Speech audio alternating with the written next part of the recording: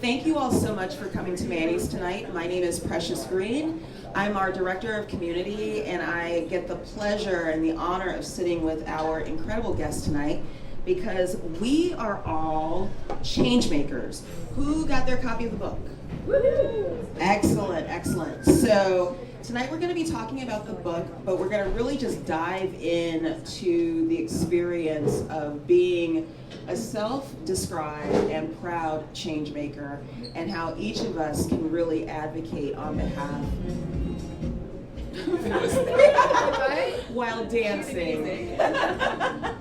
All right, so of course you know the first guest to my left, the State Controller herself, Malia Cohen. Can we get a round of applause? Hello everyone, good evening.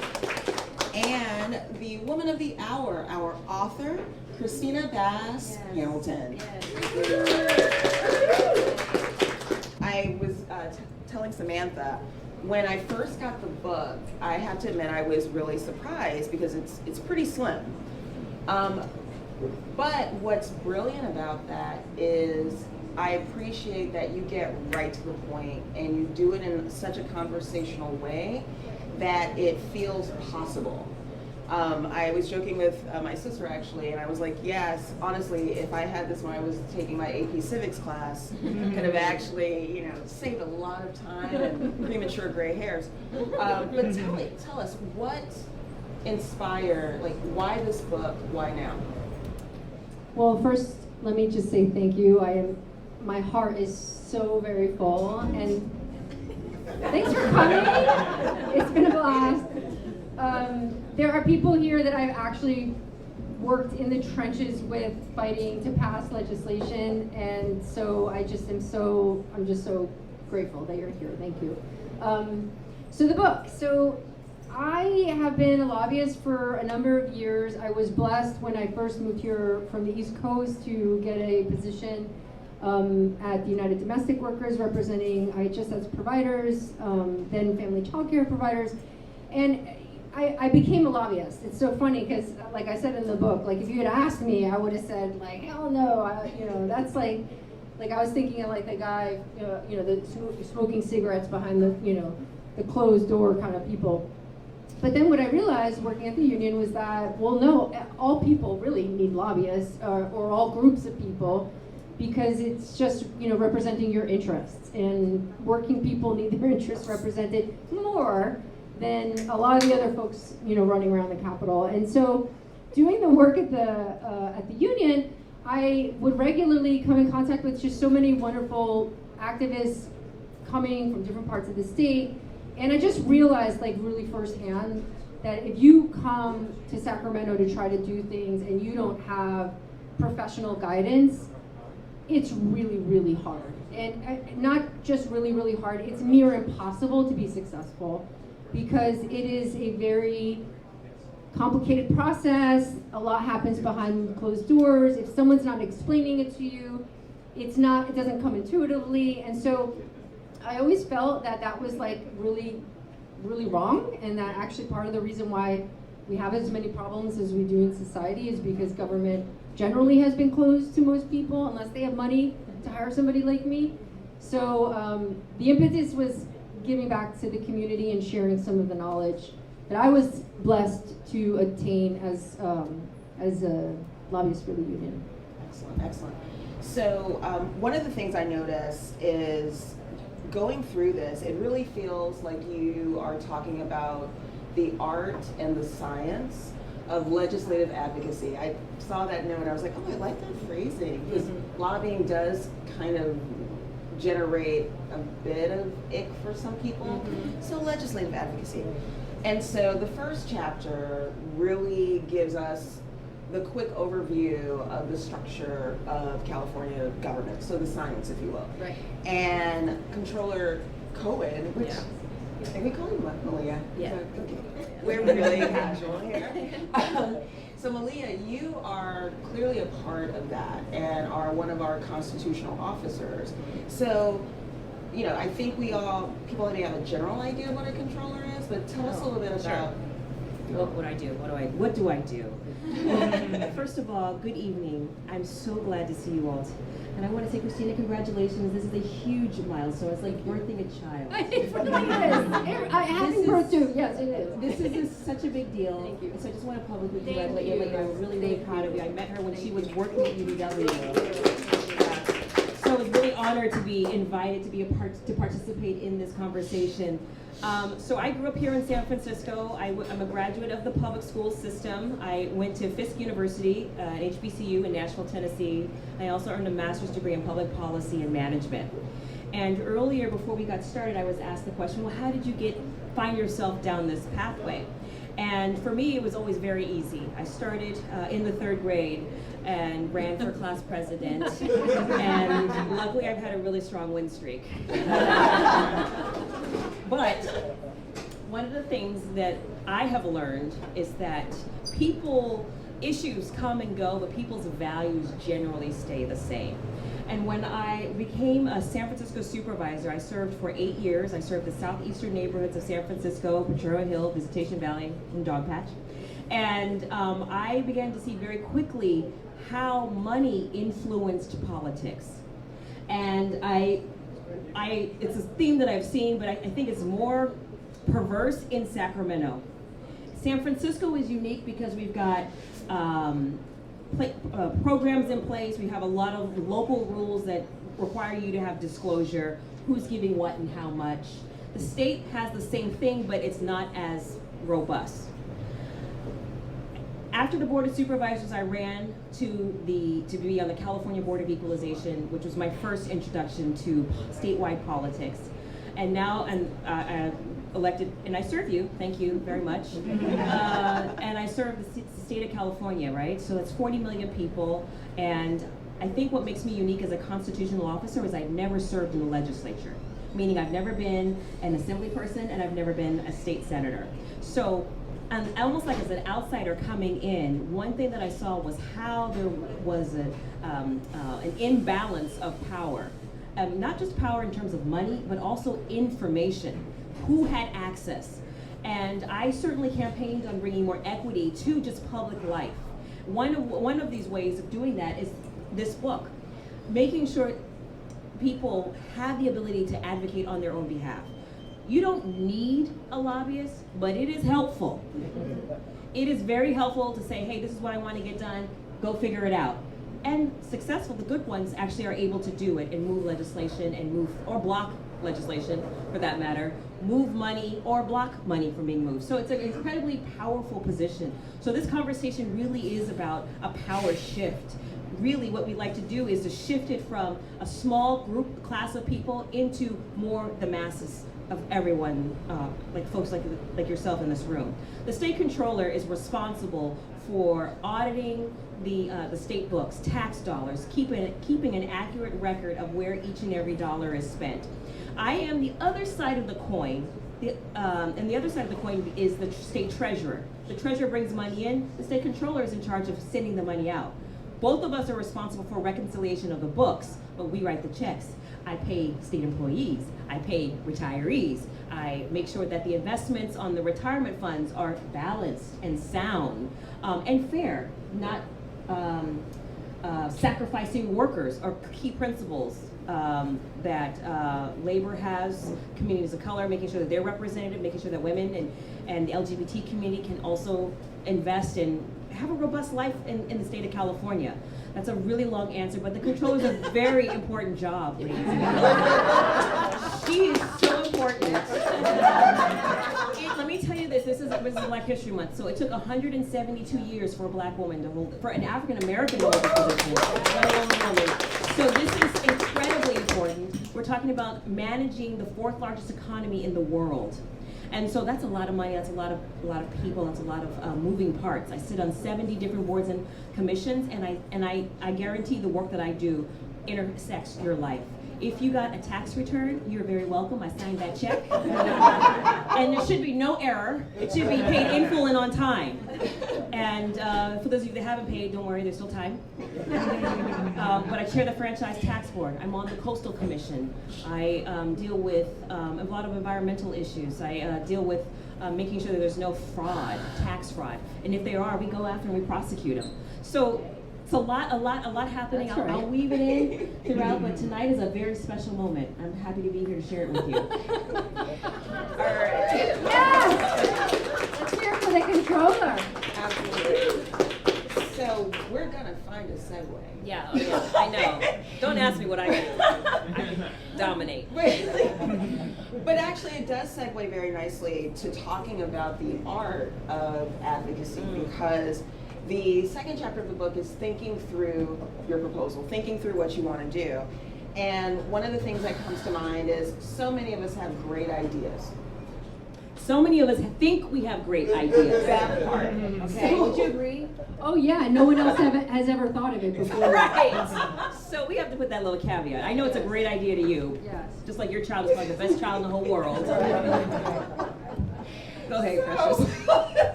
So let's talk a little bit about, you know, the blind spots that pop up early in the process.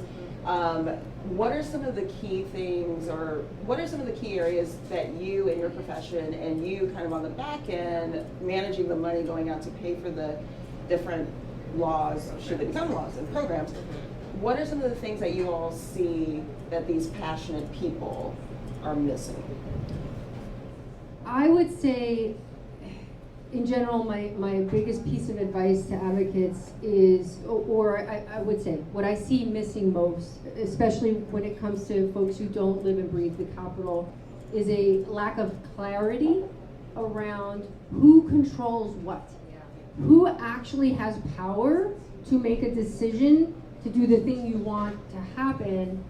And a lot of that, I'm not placing blame on the person. I think it's because government is complicated. And, you know, as the first chapter, it goes into, well, then you got the constitutional officers, and there's a controller, and guess what? There's a treasurer too, and you know, and one does this and the other one does that. But the number one piece of advice that I give advocates is just clarity. What exactly are you trying to do? Who has the decision-making power? What do they care about?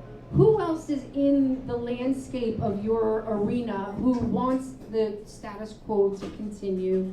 And just being clear on all of those pieces before you start going out and having your meetings. Because what I know is true, and you know, it's one of the things that kind of prompted the book in the first place, was, you know, hearing from staffers in the building, you know, committee consultants. They have these meetings with these advocates, and first off, you know, they have 20 minutes, they spend 15 talking about something else, then they have 5 minutes left, and the meeting ends and the advocate never actually asked them to do anything. They just had a meeting. And think they accomplished something. And feel like they walked away, well, we had this meeting. And it's like, well, what came of the meeting? Like, what did you ask? What did you want them to do? And it sounds so like, oh, well, common sense, of course, you need to know what you want somebody to do, but actually it's not often common sense to be like, when I'm going into this process, when I am going to the Capitol, when I'm having these conversations, I am crystal clear on who that person is, how much power do they have, do they have anything to do with what it is that you're talking about? And, you know, and I say this, again, not as a critique, because you will be given people to talk to who have nothing to do with what you talk about or what you care about. Like, that's a strategy, right? You know, people come and I don't want to deal with them, I'm going to give them over here to, you know, somebody who's just going to look at them blankly, right? And they had their meeting. So they got their meeting, but the meeting actually never resulted in anything. So I would say clarity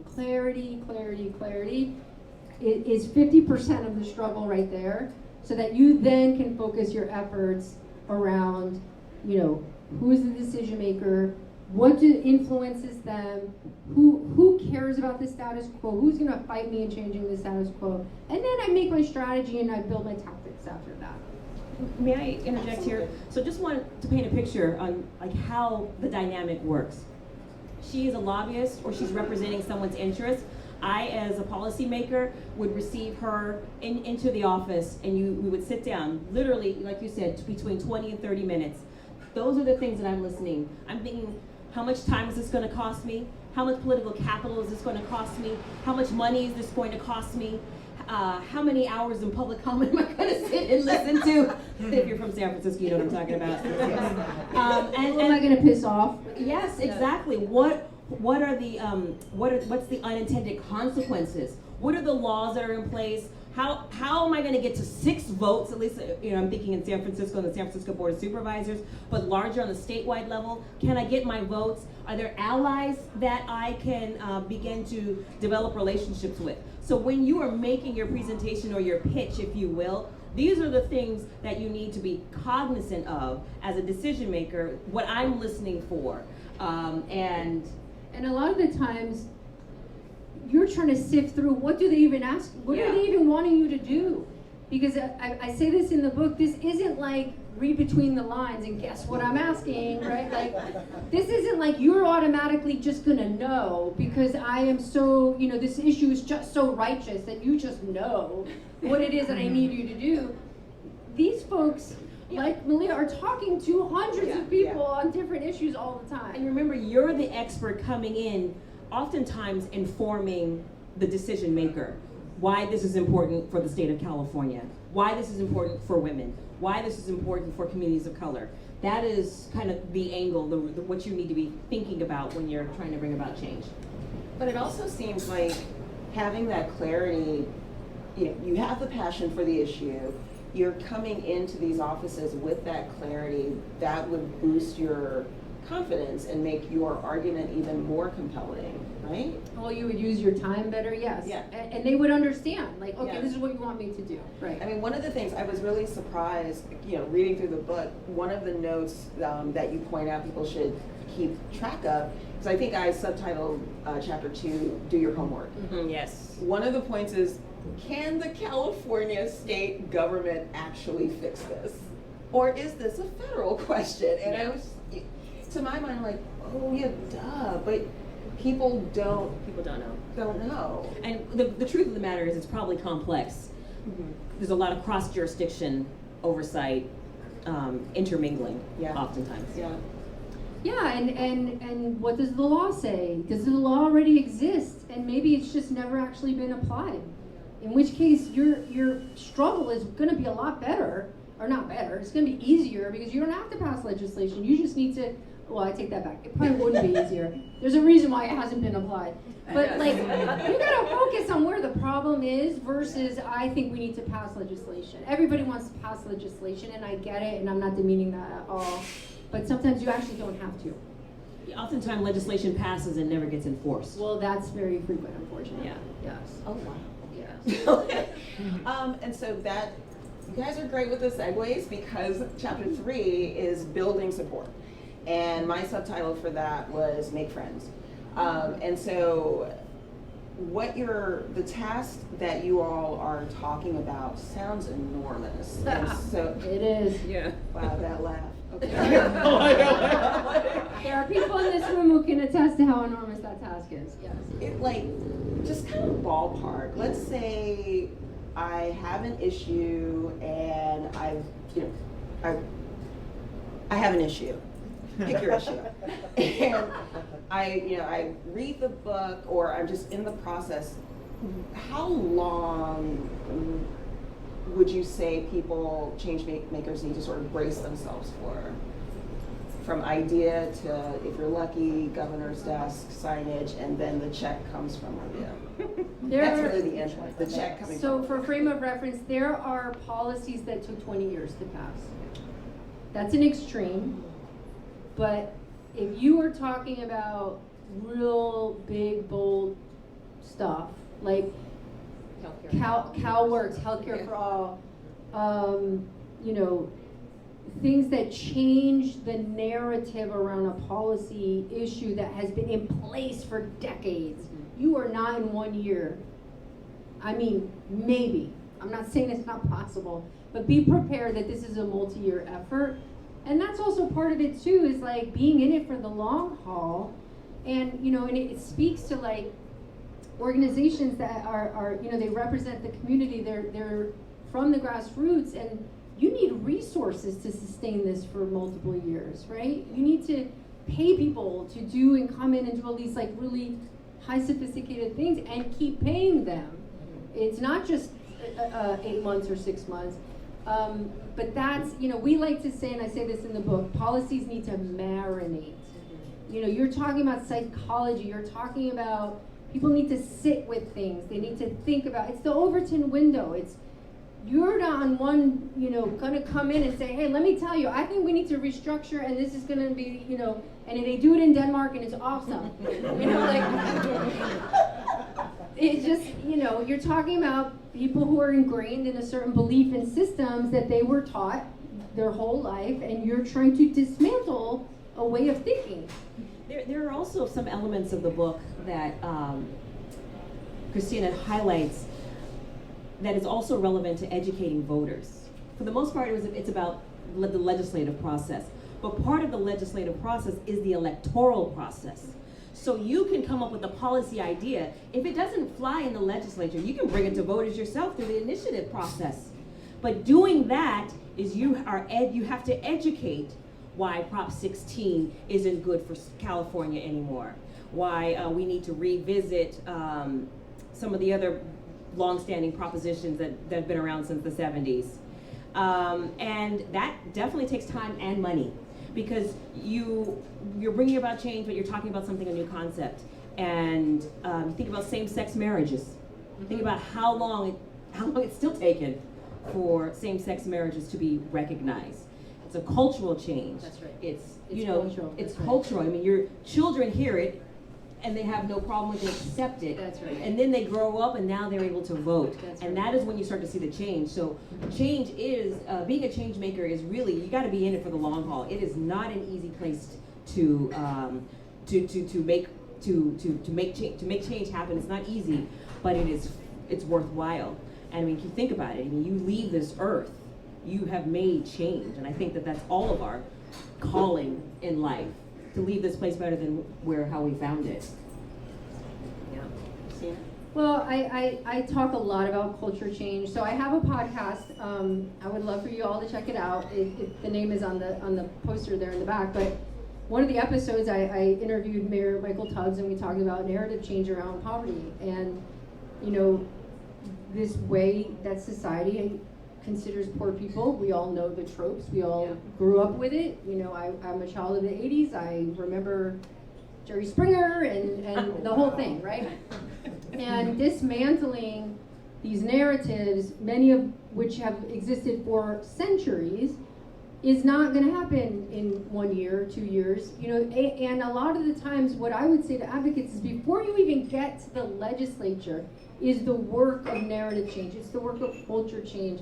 You have to create the conditions that these folks are comfortable making hard votes, where they are not hard votes anymore. I mean, here's the thing, right? We're in California, so like, I often chuckle, because I'm like, my parents, well, my mom lives in Florida, and she always says, can't you come and move to Florida and just like bring your business here? And I'm like, I don't really think I would be doing a good job in Florida. Like, I just can't pick up and be a lobbyist in Florida. She, and I try to explain it, but it doesn't work. But like, it makes me laugh, because in California, like, you walk in and you've got, your rainbow flags and like, si se puede, and immigration reform and the whole thing. There is a acceptance of so many things in California. I mean, the governor alone. Yeah. Florida governor. Did you watch that Don't debate? even. He's crazy. Don't Yeah. even. They're all Did your mom watch that debate by any chance? No, she kind of is at an age where she's tuned it all out. Oh my gosh, she's brilliant. Yeah.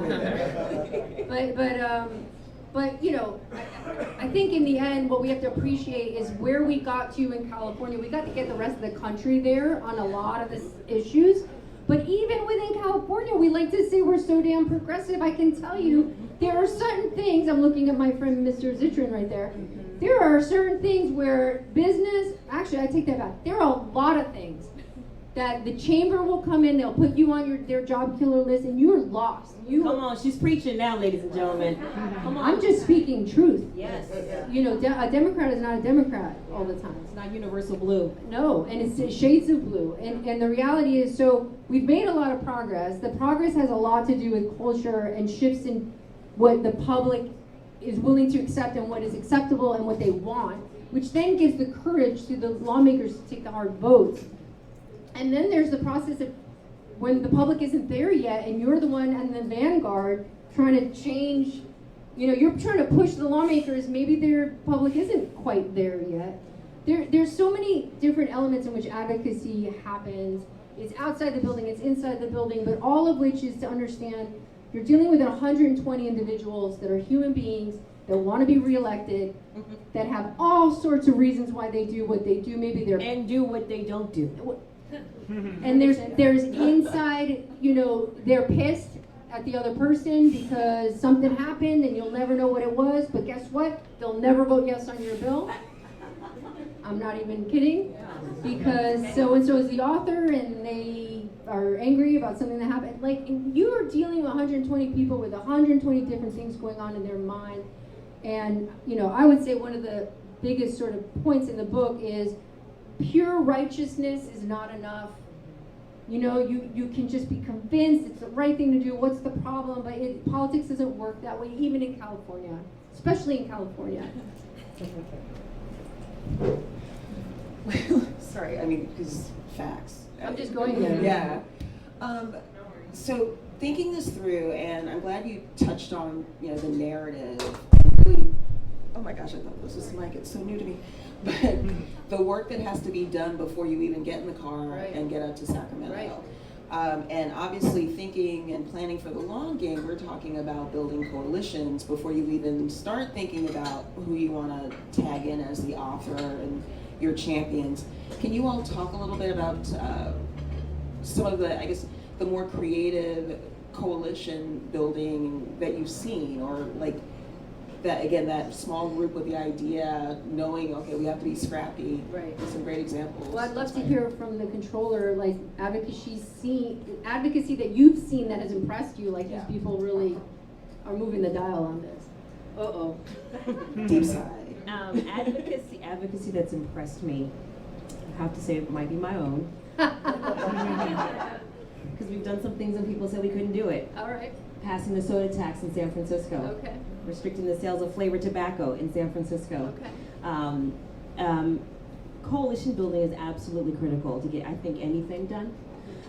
Because the larger, the broader the coalition, the more people that you're actually touching. You're educating, and then they themselves go out and recruit or share the message. So when I build teams, even when I'm building campaign staff team or executive staff, any team that I'm building, I am building to where my weaknesses are. I don't speak Chinese, so yeah, I'm hiring a Chinese speaker. And Different parts of the state. Different parts of the state, absolutely. And so, I think the way communities of color and women have really been able to make such strides has to do with building a coalition. If you take anything home, a coalition, you can be a one-woman amazing machine, but you will be even more phenomenal if you have a broad base. Well, one of the things I used to say at union meetings when because you have to explain why do you have a union? Why are we paying dues, right? Like, one of the things that I always kind of chuckled on and told as a story is, listen, you start walking in the halls of the Capitol, you're going to meet the Christmas Tree Association people, the Plastic Bottle Association. I'm not kidding. The Plastic Bottle Association. You're going to have the healthcare, and there's probably 5 different versions of them. One is the local version, one is the commercial plans. Everyone bands together to represent their interests. One lone warrior isn't going to do it. It's all about banding together and finding people who are sharing your interests, and even if it's just on this one tiny little issue, and I'll tell you why that's important. 2 things. Your representative is 1 vote. You need 41 in the Assembly and 21 in the Senate. So you got to find people in other parts of the state to get their folks to be voting, right? So you got to be networked. Broad. The other thing is that when these members and this is just a critique I think a lot of people have. I want to say someone told me that over 3,000 bills were introduced. We just had introduction deadline last Friday. Over 3,000 bills. That's like a wild, huge increase from the last even 3-4 years. So imagine that that lawmaker has 0.5 seconds to look, which is, I would argue, I have a big critique on, I think we need bill limits, but that's a whole other story. Bill limits on how many bills members can introduce. Because what happens is there's not enough time to read and really sink your teeth into the bill that's in front of you. So going back to coalitions, one of the things that they do is they look on the support list. Who's on board? Because that name of that organization, assuming this is an organization with integrity, with good standing, right? An organization that has endorsed you. or it's a signal to you. Yeah. Where's the EJ community? Yeah. There's the 5 groups that pretty much in Sacramento represents EJ. Okay, so like those groups being on board are signals to them that allow them to give them the courage to take the vote because they see you've done your work. Because what they don't want to say, what you don't want them to say is, where is so-and-so on this? Where's so-and-so on this? Because you want to package it up so that they can see you did your thing. This group is okay, that group is okay, that group is okay. Okay, I feel comfortable now. This is true. This is very true. Oftentimes you I've seen bad legislation passed because no one read it. Or worse, they read it but didn't understand it and didn't understand how it would impact people. But it's true when you talk about coalition, like where's SCIU? Where are the teachers on this? Mm-hmm. Yeah, where's the faculty? Okay, so the teachers are here, but the faculty association is over here. Mm-hmm. And so there's a discrepancy. So you have labor and education, but they're split. Then you got, but I know it's a signal to me to read a little bit more closely. You're like, I'm not going to step in the middle of that. Right, you read a little bit more closely or you stay off of it. Exactly. So kind of diving in, I mean, nationally our politics are incredibly polarized, and what fascinates me about a lot of our politics here in California, particularly San Francisco, is we're indigo blue, we're like midnight blue, but still there are so many splits and so much polarization. Like I'm from Georgia, so I am often having to translate what happens here to my parents who are like struggling with the fact that they are now in Marjorie Taylor Greene's district. Oh. Exactly. So, needless to say, my mother's a little salty. But do you find that are the issues such, like, is that polarization playing a part, the California version of polarization, is it playing a part at all with some of the change makers that you're working with and what you're seeing on the ground? Absolutely. It's shades of blue here. Public safety is a big deal right now. You have a lot of members who are talking about repealing Prop 47, and that is a ideological schism, California style, right there. And that exists on so many issues. That's why, and folks might know this, right? Fundraising to do activism in California, a lot of these, people with money are like, oh no, Congress, right? Or like, California is great, we're focusing on Florida. And it's like, but are we though? Because the reality is there's so much more progress we could be making on so many things, like healthcare for all, like climate change. But we've got to be clear, like, ideological struggle exists. It's just a different way to look at it, I guess you could say. I know it's a supermajority, but do any organizations pay attention to the Republicans? I mean, they say some wacky stuff. That is such a good question. Okay, so we got to delve into history a little bit here. So I want to say roughly 10 years ago, the voters passed Prop 25, which changed the budget from a supermajority to a majority vote. Why is that important? Because even though Republicans were underrepresented in the legislature, because supermajorities, so this is before the Democratic supermajorities, they were one of the big five. They were big five. It was the minority leader in both houses, the majority leader in both houses, and the governor. When that changed to become a simple majority, effectively Republicans, you don't need their vote for anything budget related, and now even on tax and fee, anything requiring a 2/3. I mean, you just don't. But yes, they are important. She represents all of California. That's right. The short answer is yes, everybody's important. Green Party, independence, define the state, peace and freedom. I can go on. I'm sorry. So, bringing it back to your work, how does the Office of the Controller, obviously, as you said, you write the checks. Yeah. How are you a part of this change, this advocacy process? You're talking about policy, am I a policymaker?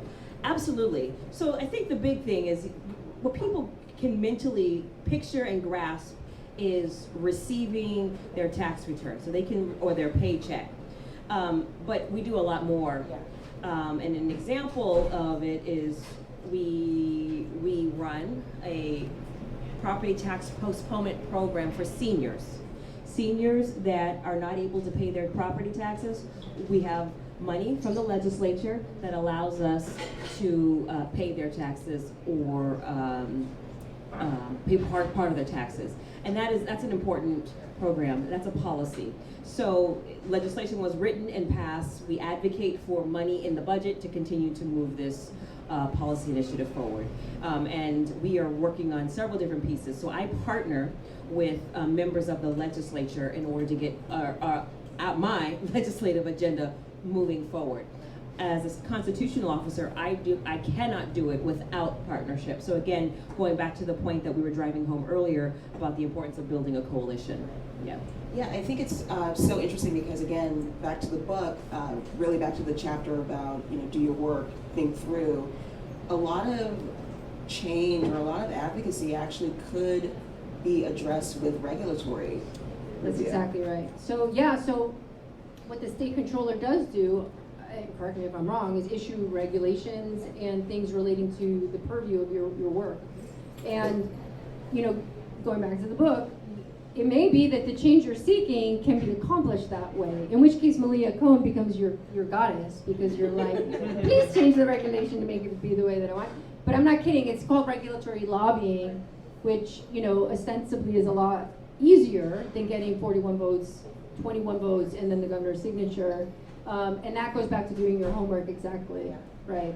Because they're each officer, even each agency, non-elected people, appointed by the governor, they all are issuing regulations that are implementing the bills that the legislature is passing. So there's a lot of control and power there as well. So, I love this conversation. Like, you prepare, you read, you have your questions, and then if you're lucky, your guests answer the questions you were anticipating 5 questions later. And that's what you all have done for me. So thank you all so much